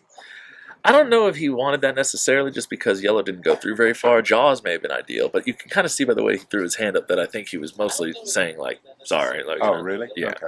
All right. And that is something that you'll see a lot if an accidental hoop run happens off of a fluke or some sort of clearance. A lot of the top guys, sorry. a lot of the top guys will acknowledge, like, I'm sorry, I didn't mean to do that. Like, Matthew. But just as a courtesy to their opponent, because everyone, you and the opponent both know what your intention was, and that you didn't mean to do that. But Yeah, got you.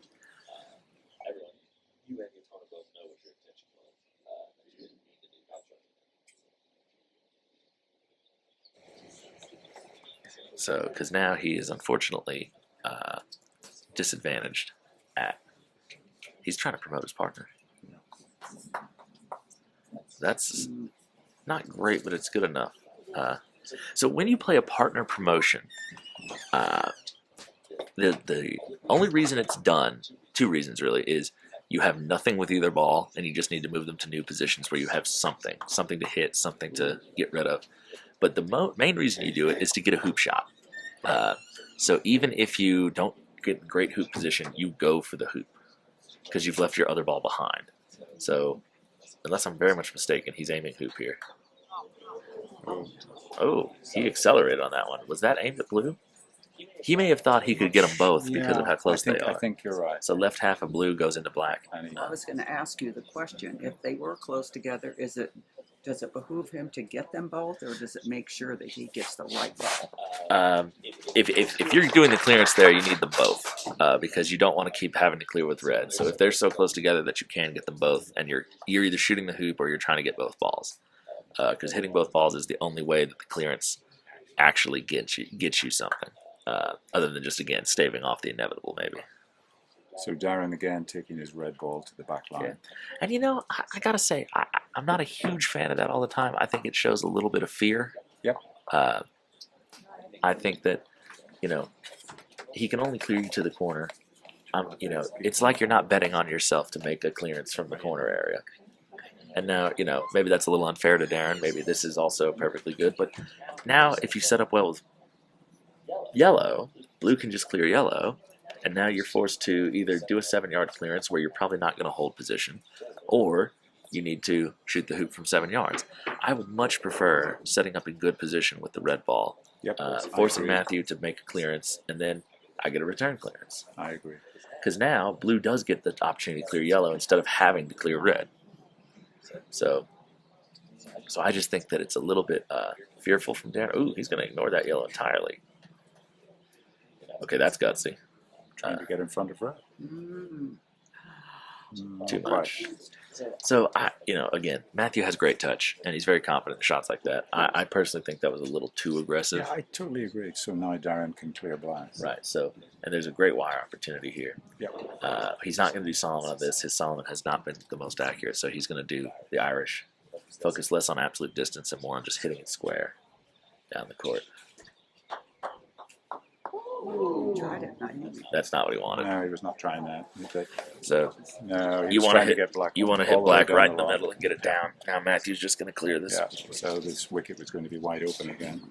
So, and again, I think this all just comes back to the situation he put himself in when he didn't put red in good position. If you back yourself to make that clearance, back yourself to make it from the side boundary. Yes, I agree. Oh, no. And a rare, there's something you don't see very often. A rare Irish miss from Matthew. You see a little mallet slam on the ground. Yeah. A rare Irish miss from Matthew from 7 yards. So he's now given Darin an excellent opportunity to get back to 3-4 and to run wicket 7 to have an opportunity at wicket 8. Yeah, you really need to hit this clean. He's ran a couple of hoops just sort of trickling through because he's hitting an extra wire. But this is you need a to really hit this important shot. You need to hit this one as clean as you can.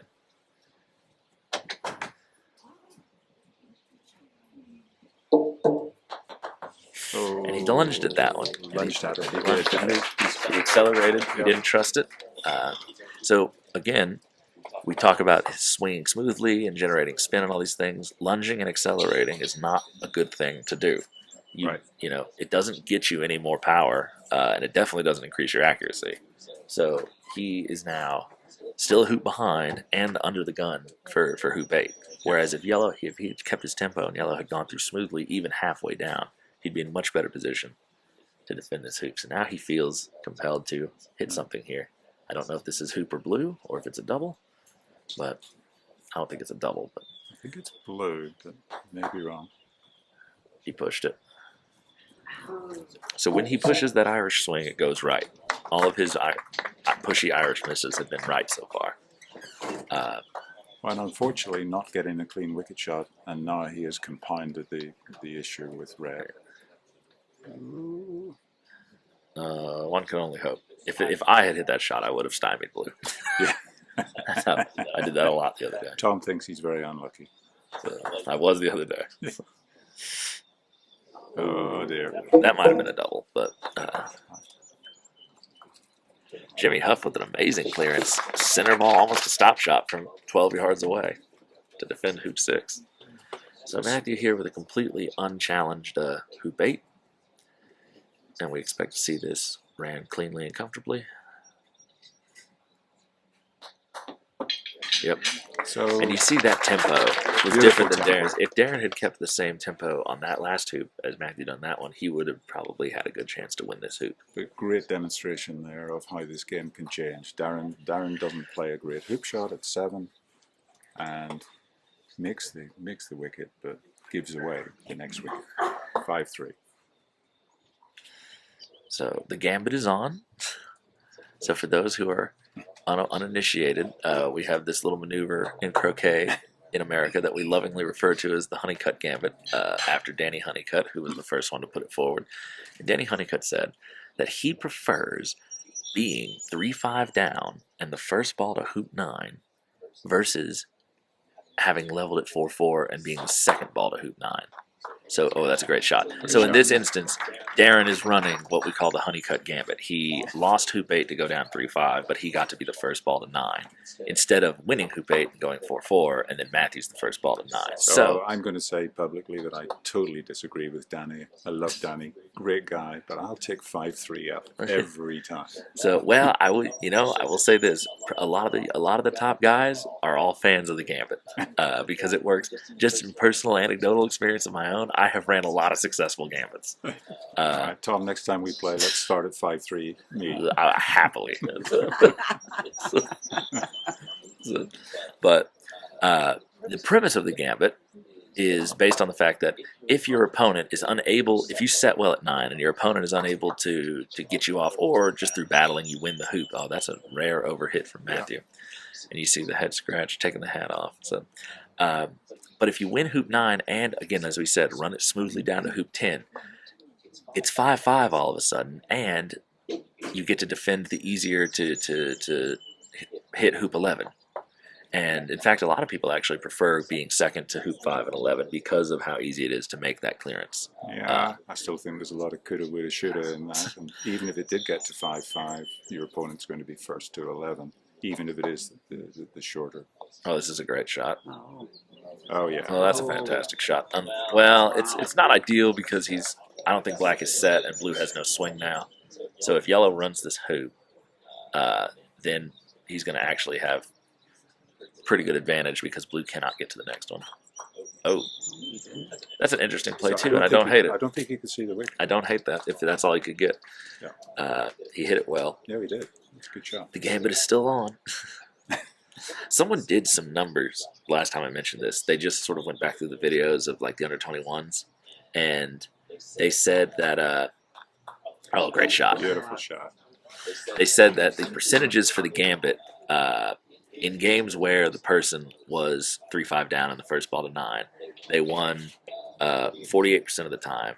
And in games where they made it 4-4 and the other person was first to hoop whatever, they only won 47% of the time.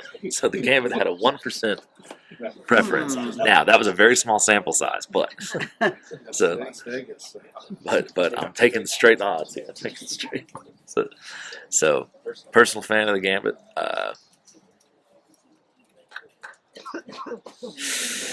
Had a good swing and just didn't quite connect, and the Gambit's just gone down to 46%. something like that. So you still got to be good. So now he's going to hit. This is angled enough. He's going to try to bully this hoop with Solomon.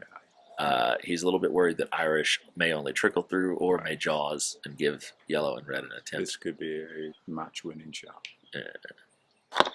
That's a great hoop. That's a great shot. So 6-3 gets black down in striking distance of hoop 10, and Darin now on life support. Tom, did you know that in golf there's also a honeycomb, which is the 2 up with 5 to play in a match never wins? Well, Okay. Well, Okay. again, A little different, but just I'll take the 2 up anytime. so.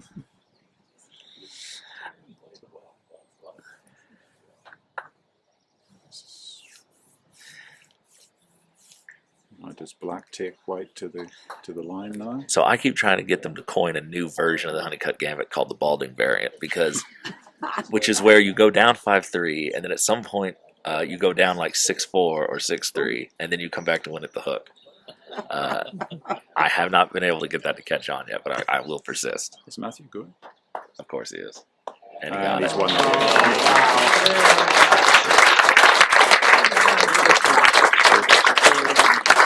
What a great final. Darin a little unfortunate with some of the breaks in that second game. He had some opportunities that he wasn't quite able to capitalize on. Matthew did not make many mistakes or missteps. So we are done here fairly early in the day. We will continue with the plate final, which is in game 2, 4-1 advantage to Creighton. But congratulations to Matthew on a great tournament. We'll get you next time, Matthew. And he is the 2025 Highland Falls GC Elite Invitational Champion.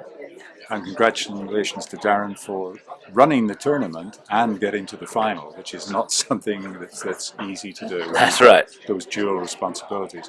And just not to let Tom off the hook, again, I'd say the Jemison Gambit is, if you're 5-3 up, go ahead and win. Well, yes, you want to go ahead and win if you're 5-3 up. Thank you, Tom. It's always an education Thank you, Jim. to sit with you. Thank you so much. Thank you. Do this game. So, yeah. All right, I think we're going to actually switch over to the plate final. Yeah, so, unfortunately, At Creighton. the wrong moment. Yeah, unfortunately, Creighton with a completely unchallenged hoop 6 picks his head up a little bit and does not convert. Now, blue and black are still very much not in control of this hoop. I don't know if yellow runs, but that is not a great jump shot position for blue to be in. It's a little angled. So red, I think, will just be lagging this in position. And he's aimed really deep. Oh, that's interesting. He hit it really soft. Okay. Trying to wire from black? I don't know. Here's my thinking is, get in as good position as you can with red, because I think yellow can see blue. I'm not sure. But blue played at such an angle, I think there's an angle to hit blue. You're right. So again, I would have just been going to get red in better position. Yes. So just a reminder, Jimmy Huff won the first game, and it looks like Creighton is 4-1 up in the second. yes, so Jimmy won pretty handily, 7-2 in the first. Creighton now seems to have found his rhythm. Obviously an unfortunate hoop miss there, but not the end of the world. So for those of you who don't know, Creighton is the professional at Highhampton, up here in the mountains. And Jimmy Huff actually owns his own lawn down in Carrollton, just west of Atlanta. And many of us have been down there and been highly entertained by Jimmy and his friends down there. yeah, I still need to make it down there. I've never been. But I've seen pictures. It's beautiful. It's right on a little peninsula, right on the lake. Oh, that's a beautiful hoop. Great. 5-1 to Creighton. Yeah.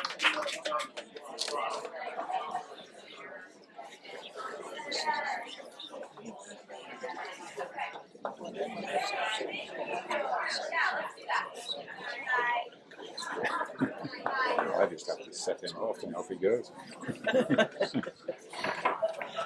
Actually, one interesting thing I noticed that Jimmy could have advanced the blue ball, but there's very little point if you're first to the wicket in advancing a ball. Right, and with red and yellow so close by, you're just inviting extra risk. If you don't hit it perfectly, giving up the advantage. Even if you do hit it perfectly, they're probably going to clear you if they need to.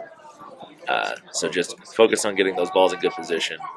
Back yourself to make one good clearance. Now, he has really messed up by not getting blue in runnable position, because if red hits black, you want blue in runnable position so black can just sort of send yellow as far as possible. So he was trying to block with blue, but just something for all the club players, he would have been better to hit that too hard than too soft. Yeah, I just don't think the block is necessary there. I think that he can only send you to the side boundary. I've seen Jimmy already make clearances twice this far and put him in the center. Just get blue in a runnable position and just back yourself to hit this. So don't shy away from your 7-yard clearances, people. Those are some lovely looking trophies. My goodness. Very pretty. I've never seen one so cubic before. Yeah. I still prefer champagne to myself, but nice trophies. So now Jimmy has to clear. Yeah.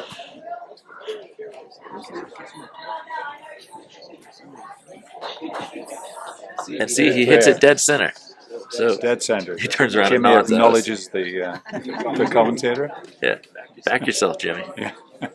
So, but now if only blue could run the hoop. Right. Might be a jazzable, but But it's back to Tom's good point that being short with blue was a big mistake. yeah. So, and it forced him to not hit yellow as hard, so he didn't move yellow as far because he needs to keep black relevant. Right. So yellow determining that he does not believe blue runs, but he's going a little bit wide of it so that blue doesn't get a great stop shot, and black and blue can only send him back to the side boundary.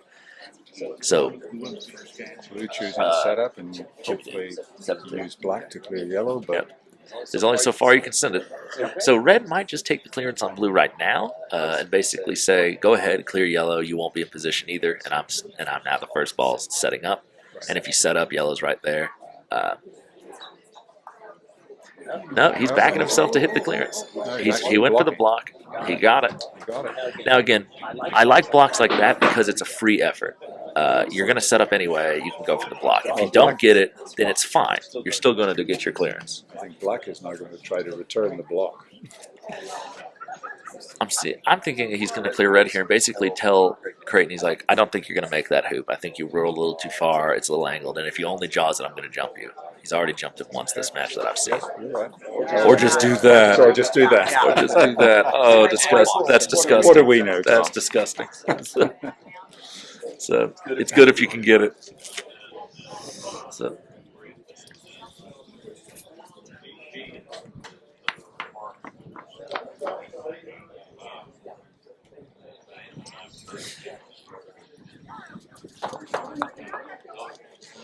Not the best clearance.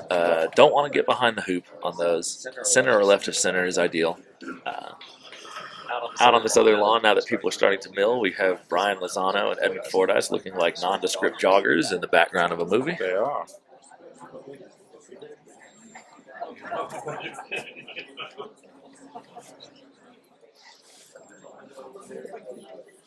My wife just popping by to say goodbye.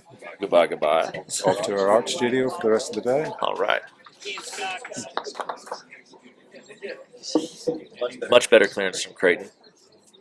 He'll still need to take care of that blue, and he's only clearing it to the back boundary. So if I'm black here, I'm just setting in tight to the hoop and letting yellow clear blue all it wants, and I'm just going to get rid of that red. If he decides to clear the black instead because it has the better hoop shot, then fine. I'll take the hoop shot he gives me. I think Jimmy's listening to you, Tom.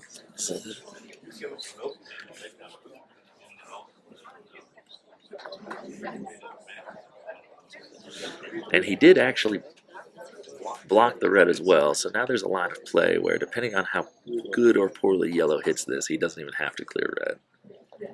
I mean, I still would, but... And he's hit that well, so I would clear red. If yellow had deflected off and into the corner or somewhere not set up, there's a line of... this way. Oh, we didn't quite get the right spot. So There are times in a game when, as the opponent, it's very important to watch where the ball goes out. Yes, it is. Because sometimes it's hard to manage if no one was looking exactly where it was. Or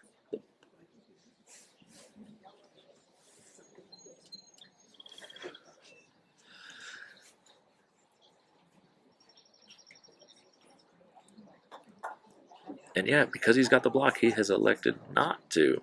He's just going tight. Now, this is somewhat daring, Creighton, to try this jump shot. Yep. Now, there's a couple of options here. There's the jump shot, there's the combo clearance, there's just getting rid of black and then trying to stop your ball and banking on yellow hitting blue. And I cannot tell exactly what he's going for here. He was just, I don't like that. Of all the options, I like that one the least. Red's now out of position, and now he's squatting down to see if yellow can actually see the hoop. I would have preferred jump over that or trying to combo them. Well, he's got a very awkward clear on blue. I don't think he can see the hoop. Yeah, this is just not the right play. Right. You're just putting yourself. Jump shot? Would you have gone for the jump shot then? Yeah, at that distance with those balls there. If the combo was right there in front of me, like almost unmissable, and it was pretty easy, I might go for the combo if my jumps have not been behaving. But if I'm feeling decent about my jump shot at all at that moment, I'm going for the jump because blue is directly behind the hoop, as we can see. Would have no way to get down there. Black could get down there, but he'd be at a disadvantage if I run it with any distance.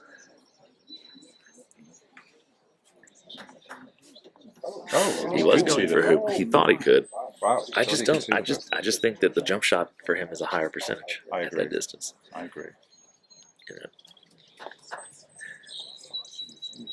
You at least have to hit, if you're going to clear black, you at least have to clear it in such a way that you stay in hoop running position, and then you can just, clear blue firmly.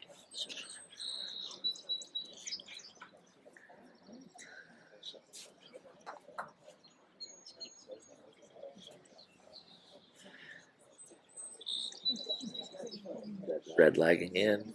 I would like to have seen him go a little tighter if he was going to go there. My ideal is that he would have gone halfway between blue and the boundary. Yes. Because now if Jimmy gets a good black in front, he's just going to have a cross-court clearance on the red. And the pace is looking nice. Looks good. So yeah, he'll like that. So yellow here now has to make a decision. Do you start clearing black? Do you set up tight and just hope that you either block black out or that you're going to make the return clearance with red?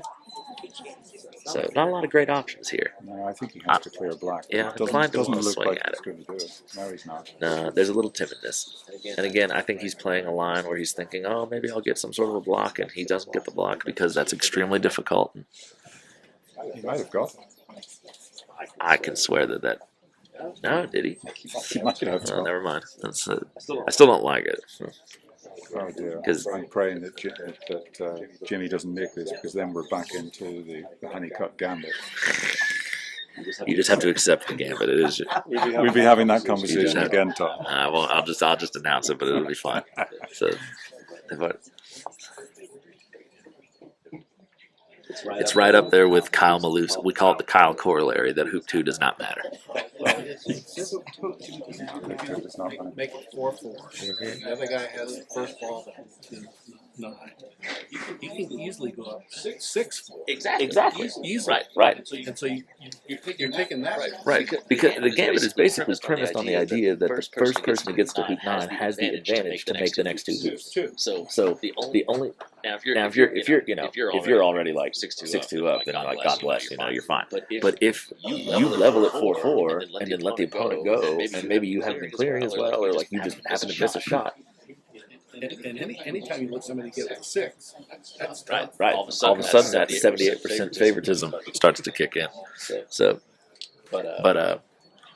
there is like some legitimate sort of number theory to this. It is dependent on how the players are playing, but. Yeah, first to 9. Well, 3, 9, and 11 are the 3 most important hoops. We could always just say hoop 13 is the most important, but like assuming that we don't get to the tiebreaker because it's an optional hoop. But in just the normal course of play, hoop 3, 9, and 11 are probably the 3 most critical hoops, which is one, or just in general. But And that is the reason Hoop 2 doesn't matter, is because Hoop 3 matters so much. Right.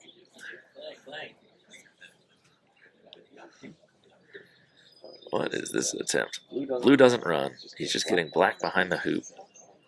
Maybe, so that he can jump with the red.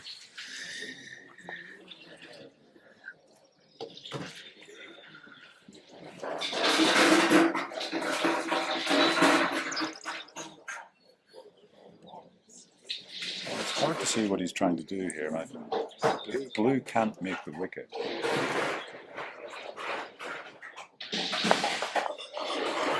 Oh my goodness. Or, Yeah, that'll work. I don't think any of us saw that coming. no, I think there was always a chance of, I don't think it's going for it. Now I believe clears red. So,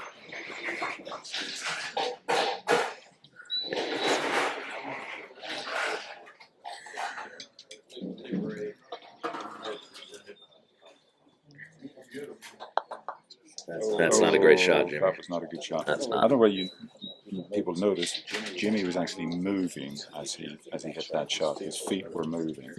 Very hard to hit consistently if you're not stable. Yeah, some people are walkers. They walk out of their shot. So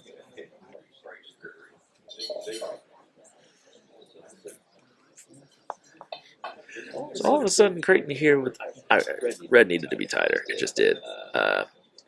He can stop shot the black and try and hold good position, but you're just giving Jimmy more shots and not giving yourself the best percentage hoop shot.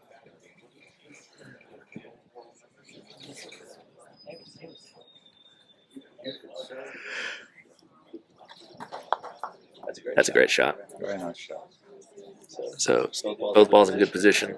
Jimmy's not even looking at red. You got to go for the hoop here if you can see it, because clearing red is just, again, staving off the inevitable. You're going to just keep having to do 10, 12-yard clearances and just hope eventually that one of them sticks to you in front of the hoop.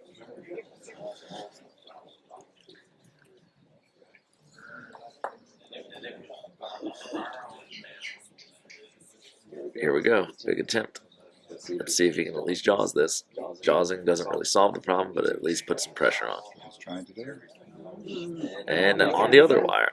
And again, this goes back to what we were saying earlier about don't go to the hoop, go through the hoop. So many bad things happen when you just have enough strength to get to the hoop and die, and the energy of the ball just stops. So now Creighton is under no pressure if blue cannot run. Ooh, he's clearing something. Maybe blue can't run. He's getting it out of the way. Now, what was that? So I think blue is touching the wire. Creighton didn't even touch it. He touched the left wire, and it popped blue back off in front. Right. Now, he has opened the pathway to the hoop for himself, but Black's going to have something to say about that. And all of a sudden, one good clearance from Black, and now you're not the favorite anymore. That might be an example of trying to do too much.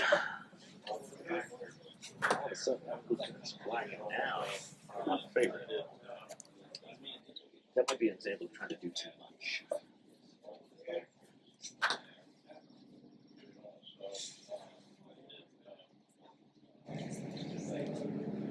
Worst case, best case. Good shot. Not the angle he wanted necessarily, but it does the job. Yellow will have to take care of blue and try to hold position. Lives to fight another day. Lives to fight, yep. Red is not in a great spot at all, but if yellow hits this well and stays around, then red will just set and yellow will do the clearing. Love the pink tracksuit in the back, by the way. Yeah. She's got some style. That's a fine shot, actually. Side boundary is acceptable.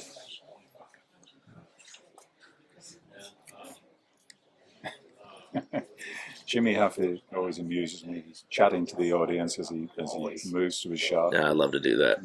Never short of something to say. Love it. Our Jimmy. Nothing better than talking to the audience. Yeah. That's a good shot. Yeah. Now, it doesn't really stop red and yellow's plan. Red's just going to set up here. If it can get wired, or at least partially hampered from black, black is at a pretty steep angle, so I would just be more concerned with taking good hoop position. And now yellow will take care of blue. I like clearing here if you're black, just because I'm going to bet my opponent does make the clearance. I don't think he could see red, so he's trying to block. And he's short. And the issue with the block there is even if you get it, right? If you get it, great. But if you don't get it, you're not set. And now there's way less pressure on Creighton. If he hits this blue, even if blue makes the return clearance on red, there's no immediate threat. It's a great shot, and he's getting himself over towards hoop 9. Excellent shot. Wow. So deep position directly behind hoop 9. So obviously wasn't going for that, but just happened to hit it perfectly. And because he has hit an opponent ball, if the hoop is scored before he has to play yellow again, yellow is legal. It is onside. However, if it becomes yellow's turn before this hoop is scored, so for instance, if Jimmy hits this red ball, yellow will be forced to come back over the halfway line. Indicated by those little white pegs there on the south boundary. It's off. He misses. Critical miss. Looks like the gambit is dead. Well, no, this Long he live couldn't. the gambit. Hold on. He couldn't even run the gamut of the situation anyway, because if he made this hoop, he would be 3-5 down with Creighton being the first ball to hoop 9. That's not the gambit. Okay. Get it right.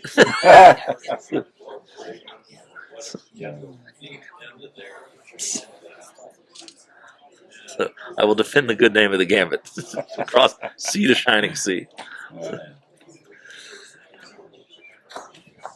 Beautiful hoop. Nice play by Creighton there. So with his yellow ball near the wicket 9 and 6-2 ahead.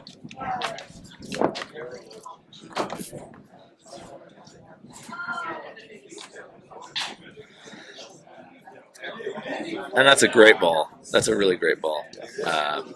Especially if that blocked yellow's hoop shot, because I would have been inclined to take that hoop shot with yellow. But this does allow Creighton an easy, soft clearance. Doesn't need to move black very far if he has to. Just try and hit it in the middle, push it behind the hoop, stay around, fight it. He's swinging at this. I think he can see hoop. I think he can see the hoop, and he's 6-2 ahead, so why not? Let's do it. Put it on your mallet. Oh, Unlucky. Good he try. pulled up on that shot a little bit. He did. He swung a lot bigger in his cast than he ended up hitting it, which I've noticed is a little bit of a pattern with him. And you notice that he just gets stymied up. He's not quite in the jaws. I don't know if it's runnable, kind of like Jimmy's on the last hoop. And Jimmy does have a decent jump shot. So if he jumps this, yellow will have nothing to get down to the next hoop. Do you have a rule in your mind as to how far away your ball needs to be to make a jump shot? Not a hard and fast one. It really is lawn dependent. So if you're here at these sort of softer lawns, a 7-yarder is a little bit more of a dicey proposition. It's definitely a double jump. If you're at Macy's No, lawn. I mean the short. I mean, how far do you need to be from the object ball to feel that you can make the jump? On most lawns, at least 2.5 feet, 2 feet. On a firm lawn, maybe to touch closer than that, but it's starting to get really steep. Right. I always put my mallet down, and if it's more than the length of my mallet, I think I can probably do it. That's pretty short, but Well, and that's what Cheryl Bromley says. it's very lawn dependent. If you're on a spongy Florida lawn, I wouldn't. I don't like the odds of trying to get over a 1 foot ball without touching it. If you're really good at hitting really steep, then made it. Robert Fletcher is phenomenal at doing that. He is. So. Although what's funny about Robert is he actually doesn't like jump shots. He will attempt not to do them if he has any other option. Really. That's a smart move by Creighton. I don't know if he pulled it off correctly, but that's all he could do. Doesn't matter if I can't be the first ball down, as long as you can't be either. I think he's done it. Tom, how do you feel about the backwards jump shot Hate or it. short? Hate it. Tell us what you really think, Tom. I hate it. I hate it. I think it's the dumbest thing in the world. Why would you face away from the target? I totally agree with you. So I think it's fine for people who can't get airtime any other way, and it looks funny. But if you have any aspirations to be a serious croquet player and actually develop a real jump shot, do it forwards. I've taught 90-something-year-old little old ladies to do a forwards jump shot. Anyone can do it. It's not that hard. So.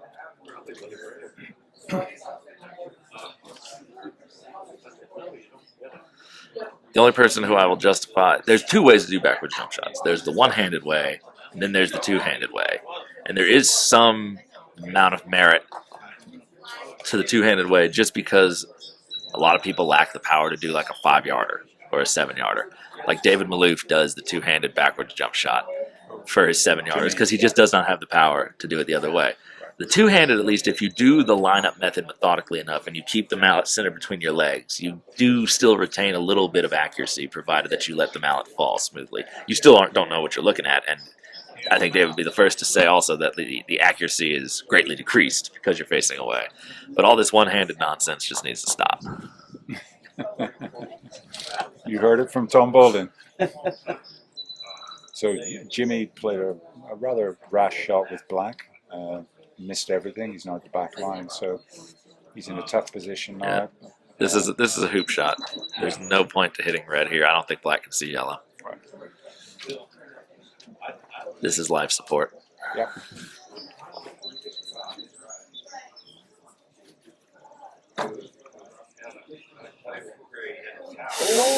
He thought he had it for a second. He almost did. Wow, wow, wow, wow. Great swing. Got to hand him credit there. Under pressure and all. So now I haven't seen Creighton set up for too many jump shots in this game when I thought he had an opportunity. well, if black can't see yellow, Creighton may choose just to try and move blue out to the side. Edmund should take up soccer. He's looking very cool, isn't he, in those dark glasses? Yeah. He's got a real sort of James Bond movie henchman look about him. Yeah, I'm not sure I'd go that far. He's a little small to be a henchman, A isn't he? little short for that. Well, he's the mastermind. He hires them. Oh, okay, got it.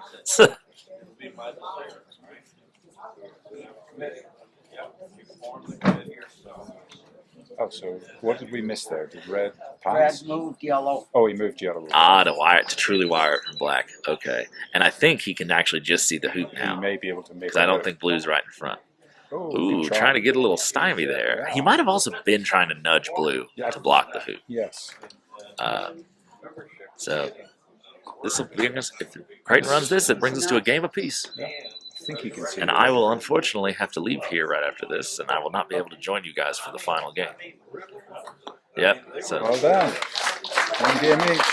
well, I got to hit the road, so I hope that the third game goes well and that you guys have a great time. Thank Tom, you for as allowing me ever, in the always, booth, everybody. Always good to spend time with you. That's Thank right. you for your wisdom on the game. Enjoyed being here, enjoyed playing. Didn't enjoy losing so much, but hey, that's the way of the game. And I'm looking forward to next year. So safe travels, and hope to see you soon. Thank you, guys. So give us a like, subscribe, hit that bell. We have the final of the plate final and the award ceremony in the next and last video. Thanks to Highlands Falls for hosting this event, the USCA for sanctioning the event and bringing you this YouTube channel. Check out the website, sign up, and join us out here on the lawn. And when you do, Don Oakley's Croquet store can provide everything you need to start the game, start a club, or win a world championship. So long from Western North Carolina, one more to go.